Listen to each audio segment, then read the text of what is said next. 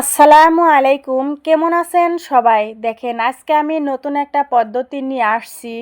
আমি 3টা কাতল মাছের মাথা দিয়ে মরিকন্টি বানাচ্ছি। যে কোনো বড় মাছের মাথা হলে হবে। আমার কাছে কাতল মাছের মাথাই আসিল। এই মাছের মাথাগুলোর মাঝখানে একটা করে টুকরা দিয়ে ভালো করে ধুয়ে আমি প্রেসার কুকারে রাঁধবো। প্রেসার কুকারে রাঁধলে কি হয়, এই মাছের কাঁটাগুলো গলে যায়। সেই জন্য আমি প্রেসার কুকার নিয়েছি। এখন প্রেসার কুকার গরম হয়ে গেছে, তারপরে জিরা দিয়েছি। জিরার ফুটার পরে তারপরে কাঁচামরিচ, পেঁয়াজ কুচি সবগুলো দিয়েছি। কয়টা রসুনের গোলাও দিলাম, আর রসুন ছেঁচা রসুনও দেওয়া হলো। এখন নাড়াচাড়া দিয়ে ভালো করে কষিয়ে নিয়ে লবণ দিয়ে দিলাম পরিমাণ মতো, আরও হলদির ফাঁকি, আরও মরিচের ফাঁকি, আর মশলার ফাঁকিও দিয়ে দিলাম, ঘরে বানা হয়েছিল।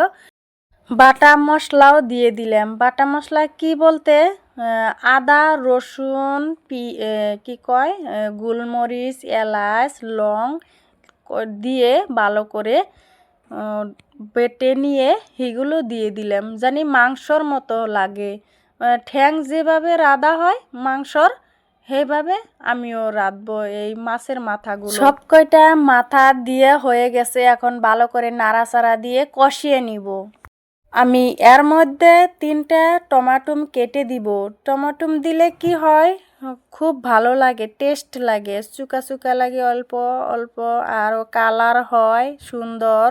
টমাটম দিয়ে ভালো করে নাড়াচাড়া দিয়ে ঢেকে দিলাম কিছুক্ষণ, তারপরে পরিমাণ মতো পানি দিয়ে একটা সিটি দিয়ে নামিয়ে নিব।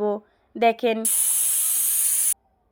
সিটি দেওয়া হয়ে গেছে, এখন আমার সবগুলো মরিকন্ঠ হয়ে গেছে। দেখেন কি সুন্দর, যাকে দেই সে খায়, খুব টেস্টি, একবারে দারুণ।